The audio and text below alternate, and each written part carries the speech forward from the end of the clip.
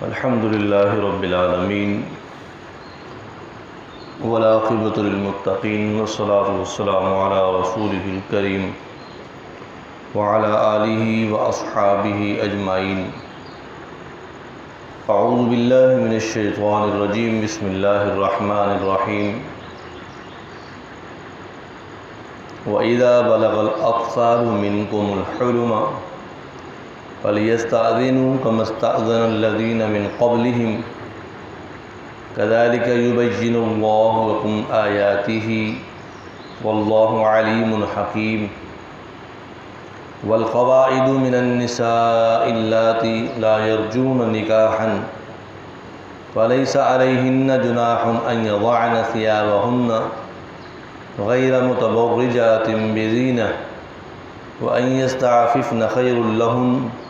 واللہ سمیع علیم. صدق اللہ العلی العظیم. اور جب بچے تمہارے پہنچ جائیں بالغ ہونے کی عمر کو تو انہیں بھی گھر میں آنے کی اجازت لینی چاہیے، جیسا کہ بڑے مرد کے لیے اجازت لینا ضروری ہے. اس طرح اللہ تعالیٰ خانہ داری کے احکام بیان فرماتے ہیں. اللہ سب کچھ جانتا ہے اور بڑی حکمت والا ہے، اور وہ عورتیں جو گھروں میں اپنی جوانی گزار کر بوڑھی ہو گئیں اور اب انہیں نکاح کی کوئی امید نہیں ہے، تو ایسی بوڑھی عورتوں پر کوئی گناہ نہیں کہ وہ غیر ضروری کپڑے اپنے جسم سے اتار دیں، بشرطے کہ زیب و زینت کو ظاہر کرنا مقصود نہ ہو. اور اگر اس سے بچتی رہیں تو یہ زیادہ بہتر ہے،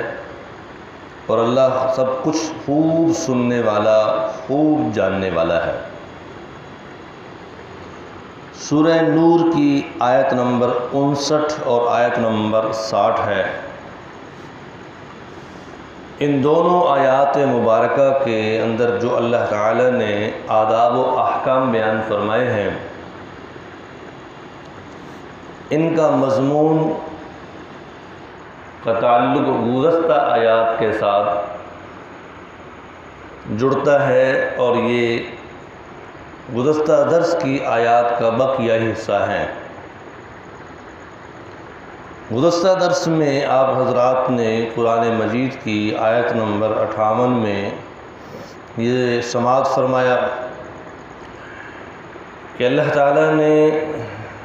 اہل ایمان کو حکم دیا تھا کہ کسی کے گھر میں بغیر اجازت کے داخل نہ ہو، خواہ آدمی مرد ہے، خواہ عورت ہے،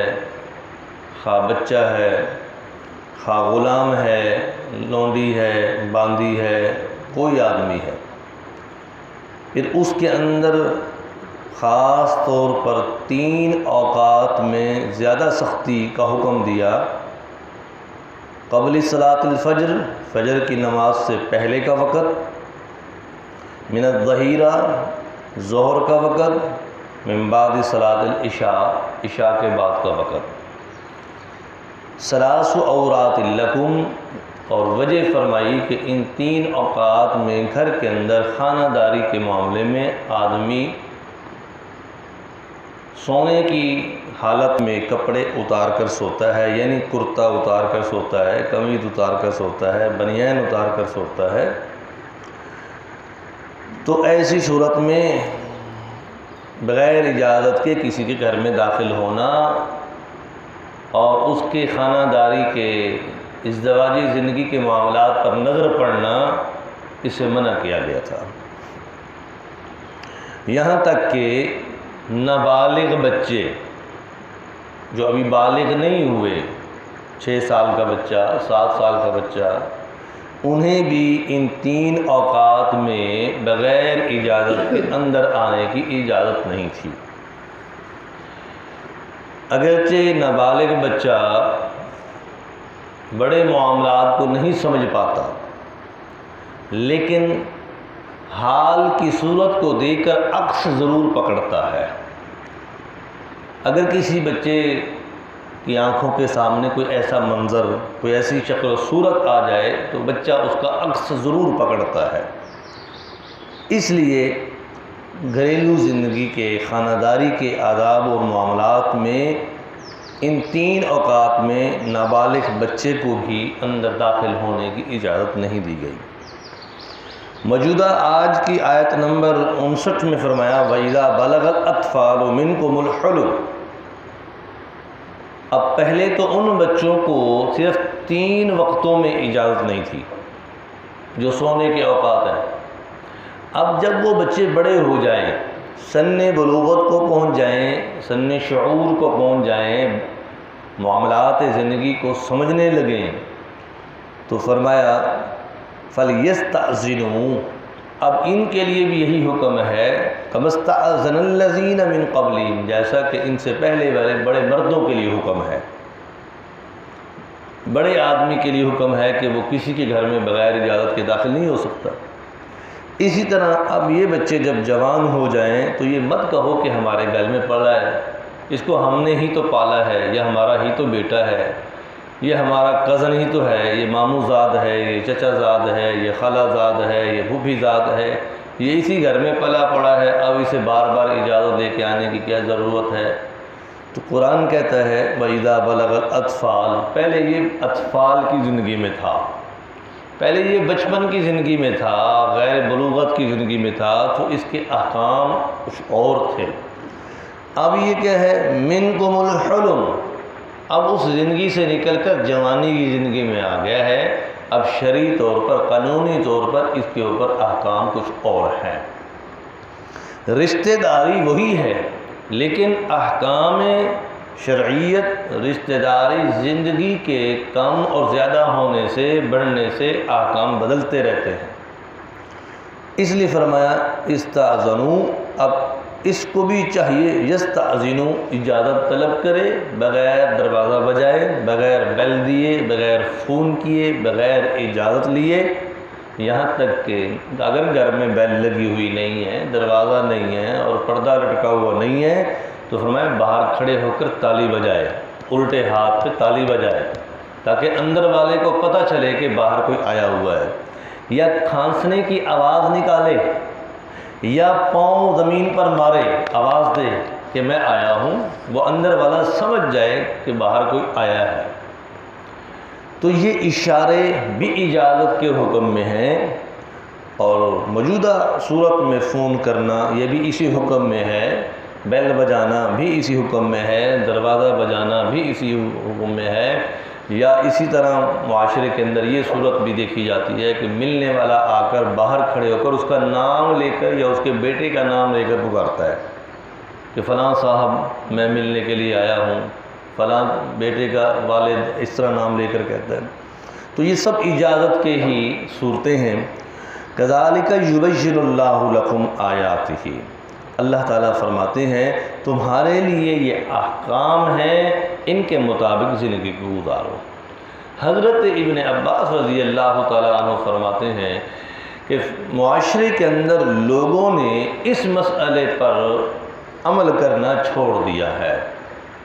زیادہ تر گھریلو زندگی کے لوگوں نے خانہ داری کے معاملات میں اس مسئلے پر عمل چھوڑ رکھا ہے۔ غیر آدمی تو گھر میں داخل نہیں ہوتا، لیکن جو رشتہ دار ہیں، چچا کی طرف سے رشتہ دار، والد کی طرف سے رشتہ دار، والدہ کی طرف سے رشتہ دار، انہیں یہ سمجھا جاتا ہے یہ تو اپنے ہیں، تو انہیں بار بار اجازت لینے کی کیا ضرورت ہے، ان کو دروازہ بجانے کی کیا ضرورت ہے، انہیں بار بار پوچھنے کی کیا ضرورت ہے۔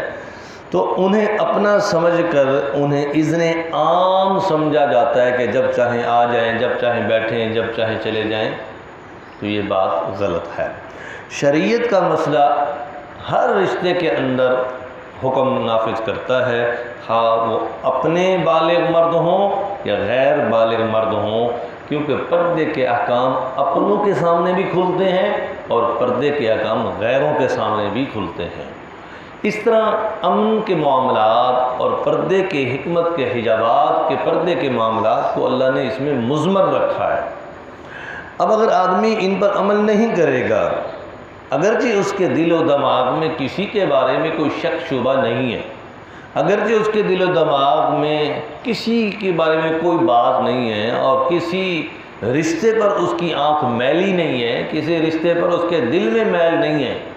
لیکن اتفاقی طور پر ایسا معاملہ ہو جاتا ہے کہ آدمی داخل ہوا، آگے گھر کے اندر لیڈیز غسل کر رہی ہے، آدمی داخل ہوا، گھر کے اندر لیڈیز کے سر پہ دوپٹہ نہیں ہے، آدمی داخل ہوا، لیڈیز سر پہ کنگھا کر رہی ہے، سر پہ تیل لگا رہی ہے، مختلف کیفیات میں گھر کے معاملات میں لیڈیز ہے۔ اب اس نے اجازت نہیں لی، بغیر اجازت کے داخل ہو گیا، پھر جو ہے ہج کی چاہٹ ہوتی ہے کہ مجھے ایسا نہیں کرنا چاہیے تھا، پھر معذرت، پھر سوری کرنا، پھر معافی مانگنا۔ تو اس لیے شریعت نے اس چیز کی اجازت نہیں، یہاں تک کہ وہ آداب جو سلام ہیں، آداب معاشرت کے حوالے سے، اس مضمون میں حدیث پاک میں آتا ہے کہ ایک صحابی نے عرض کی، یا رسول اللہ صلی اللہ علیہ وسلم، میں اور میری والدہ ایک گھر میں اکیلے رہتے ہیں اور کوئی نہیں ہے، وہ میری ماں ہے، میں اس کا بیٹا ہوں، کیا میں بھی گھر میں اجازت طلب کر کے داخل ہوں، دروازہ بجا کر داخل ہوں، کیا والدہ سے کہہ کر داخل ہوں کہ میں آ گیا ہوں، والدہ مجھے اجازت دیں گی اور میں اندر داخل ہوں گا؟ تو نبی پاک صلی اللہ علیہ وسلم نے فرمایا، جی ہاں، اگرچہ تم ایک گھر میں ماں اور بیٹا رہتے ہو تب بھی اجازت لے کر دروازہ بجا کر اندر داخل ہو۔ تو تعجب سے پوچھنے لگے، اللہ کے رسول، ہم میں تو کوئی غیر محرم والا مسئلہ ہی نہیں ہے، وہ ماں ہے، میں بیٹا ہوں، تو اجازت یہاں تو معاملہ بالکل صاف صاف ہے۔ تو نبی پاک صلی اللہ علیہ وسلم نے فرمایا کہ کیا تم یہ چاہتے ہو کہ تم گھر میں داخل ہو اور تمہاری والدہ کپڑے اتار کر غسل کر رہی ہوں اور تمہاری نظر پڑ جائے؟ کیا تم یہ چاہتے ہو کہ تم اندر داخل ہو، تمہاری والدہ کے سر سے دوپٹہ اترا ہوا ہو، کیفیت ایسی ہو کہ جو دیکھنے کی نہ ہو؟ نہیں۔ فرمایا اس لیے شریعت نے حکم دیا ہے کہ اپنے گھر میں اپنی والدہ کو ملنے کے لیے جاؤ تب بھی اجازت طلب کرو، اندر دروازہ بجاؤ، اجازت لے کر داخل ہو، کیونکہ عورت گھر میں تمہیں نہیں پتہ وہ کنگھا کر رہی ہے، سر پہ دوپٹہ ہے، وہ لیٹی ہوئی ہے، کس کیفیت میں ہے، کس حال میں ہے، اس لیے اجازت طلب کرو گے تو وہ اپنے آپ کو سیف کرے گی۔ اور آپ صلی اللہ علیہ وسلم کے اسوہ حسنہ میں عادت مطہرہ تھی۔ آپ صلی اللہ علیہ وسلم جب بھی سفر سے واپس لوٹتے تھے، پہلے تو عادت یہ تھی کہ سفر میں بیویوں میں سے ایک بیوی کو ساتھ رکھتے تھے، قرآن اندازی ہوتی تھی، جس بیوی کا نام نکلتا اسے سفر میں ساتھ لے جاتے تھے۔ اور جب سفر سے واپس لوٹتے، جنگ کا سفر ہے یا آپ صلی اللہ علیہ وسلم جہاد کے لیے گئے ہیں یا حج کے لیے گئے ہیں یا عمرے کے لیے گئے ہیں، تو آپ نے ہر سفر میں اپنے ساتھ قرآن اندازی کے مطابق بیوی کو ساتھ رکھا ہے۔ تو جب واپس لوٹتے آپ صلی اللہ علیہ وسلم، تو جو پیچھے گھر میں باقی ازواج ہوتی تھیں ان کے لیے آپ صلی اللہ علیہ وسلم کیا فرماتے، آپ مسجد میں ٹھہرتے، اس زوجہ کو گھر بھیج دیتے اور باقی ازواج کے گھر پیغام بھیج دیتے، بالخصوص اس عورت، اس بیوی کے گھر میں جس کے ہاں باری کا دن ہوتا تھا۔ پیغام تو سب کو بھیج دیتے، لیکن جس کے ہاں آپ نے جانا ہوتا تھا اس کے گھر آپ پیغام پہنچاتے اور آپ مسجد میں ٹھہرتے، کچھ دیر وقفہ کرتے، اس لیے کہ تاکہ میری بیوی اگر گھر کے معاملات میں ہے تو وہ فارغ ہو جائے، نہا دھو لے، صاف ستھری ہو جائے، زیب و زینت کر لے، اچھے کپڑے پہن لے کہ اس کا خامند سفر سے واپس لوٹا ہے، اب وہ خامند گھر میں آئے اور آگے بیوی کے میلے کپڑے، اگر خامند گھر میں آئے، بیوی کی حیت، شکل و صورت گھر کے کام کاج کی وجہ سے تھکن والی ہے، تو ان کے اثرات غیر منفی طور پر جو ہے مرتب ہوتے ہیں، جس سے ازدواجی زندگی کے اوپر جو ہے بڑے اثرات پڑتے ہیں۔ اس لیے آپ صلی اللہ علیہ وسلم کی یہ عادت مبارکہ تھی۔ تو فرمایا وَإِذَا بَلَغَ الْأَطْفَالُ مِنْكُمُ الْحُلُمَ، جب وہ بچے جوان ہو جائیں تو ان کے لیے بھی اجازت لینا ضروری ہے۔ اگلی آیت میں فرمایا وَالْقَوَائِدُ مِنَ النِّسَاءِ اللَّاتِي لَا يَرْجُونَ نِكَاحًا، اب تمہارے گھروں میں، تمہاری برادری میں، تمہارے خاندان میں، تمہارے قوم میں، تمہارے اپنے گھر میں جو عورتیں بے نکاحی بڑی عمر کو پہنچ گئیں، ان کی شادی نہیں ہوئی، کسی عارضہ کی وجہ سے، کسی بیماری کی وجہ سے، کسی بات کی وجہ سے، کوئی وجہ تھی، ان کی شادی نہیں ہوئی اور عمر جو ہے وہ شادی کی گزر چکی ہے، اب نہ وہ ان سے اولاد ہو سکتی ہے نہ ان کا نکاح، تو فرمایا ایسی عمر میں پہنچنے والی عورتوں کے لیے فَلَيْسَ عَلَيْهِنَّ جُنَاحٌ أَن يَضَعْنَ ثِيَابَهُنَّ، اب جسم کے غیر ضروری کپڑے وہ اتار سکتی ہے گھر میں، ان کو اتار کر گھر میں چل پھر سکتی ہے، کام کاج کر سکتی ہے۔ مفسرین نے اس سے غیر ضروری جو کپڑے قرار دیے ہیں وہ ہیں جس طرح کے باہر نکلنے کے لیے عورت جاتی ہے تو بڑا حجاب، برقع، بڑی جلابیب، بڑی چادر ڈال کر اپنے جسم پر، پھر ایک یعنی چھوٹا حجاب، پھر بڑا حجاب، اپنے جسم کو پوری طرح محفوظ، پھر اپنے ہاتھوں پر دستانے، پھر پاؤں میں جرابیں، اس طرح پورا حجاب کر کے نکلتی۔ اب گھر میں آ گئی تو فرمایا ان یضعن ثیابہن، اب وہ جرابیں اتار دے، دستانے اتار دے، بڑی چادر اتار دے، چھوٹا حجاب اتار دے،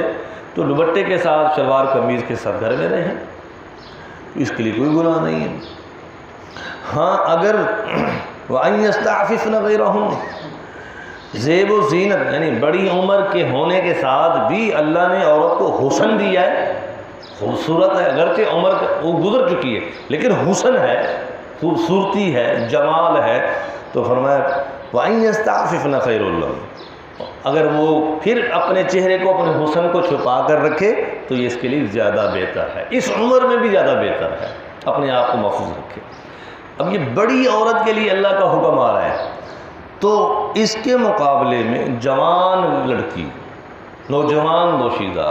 جس سے نکاح ہو سکتا ہے، جو نکاح کی عمر میں ہے، جس کو اللہ نے حسن دیا ہے، تو اس کے لیے تو بدرجہ اولا زیادہ پردہ ہے کہ وہ اپنے حسن کو چھپائے، زیب و زینت کو چھپائے، چہرے کو چھپائے، وجود کو چھپائے۔ اس لیے فرمایا کہ ایسی چادر ڈال کر، ایسا برقع پہن کر گھر سے باہر نکلے کہ چلتے ہوئے دیکھنے والے کی اگر نظر پڑ جائے تو معلوم نہ ہو کہ کتنی عمر کی عورت جا رہی ہے، کس جسامت کی عورت جا رہی ہے، ایسا حجاب ہونا چاہیے۔ تو عورت کو اللہ نے محفوظ رکھا ہے۔ وَإِن يَسْتَعْفِفْنَ خَيْرٌ لَهُنَّ وَاللَّهُ سَمِيعٌ عَلِيمٌ۔ باقی پردے کے بارے میں جو عورتیں بے پردہ رہتی ہیں اور پردے کو بوجھ سمجھتی ہیں اور پردے کے مسئلے کو اپنے اوپر جو ہے مصیبت سمجھتی ہیں اور پردے کے معاملے میں جھگڑا اور تنازع کرتی ہیں، تو فرمایا واللہ سمیع علیم، وہ یہ مت سمجھیں کہ اللہ کسی کی بات کو نہیں سنتا، اللہ سب کچھ دیکھتا ہے، سب کچھ جانتا ہے، سب کچھ سنتا ہے، اللہ کو سب پتہ ہے کون کس پردے میں چلتا ہے، کون کس پردے سے باہر نکلتا ہے۔ تو اس لیے اس آیت مبارکہ میں ان بڑی عمر کی خواتین کو بھی ادب دکھایا، سمجھایا گیا کہ تم اپنے لباس کو بہتر سے بہتر رکھو، جس میں تمہارا وجود چھپ سکے، تمہارا حسن و جمال چھپ سکے اور تمہارے زیب و زینت محفوظ ہو سکے۔ اللہ تعالی ہمیں قرآن کی سمجھ نصیب فرمائے، آمین یا رب العالمین۔ الحمدللہ رب العالمین والعاقبۃ للمتقین والصلاۃ والسلام علی رسولہ الکریم وعلی آلہ وصحبہ وبارک وسلم۔ ربنا آتنا فی الدنیا حسنہ وفی الآخرۃ حسنہ وقنا عذاب النار۔ اللہم انفعنا بتلاوت القرآن ودروس القرآن وتعلیم القرآن علیہ المن والاحسان ولا حول ولا قوة الا بک، وصلی اللہ تعالی علی خیر خلقہ محمد وعلی آلہ وصحبہ اجمعین، آمین۔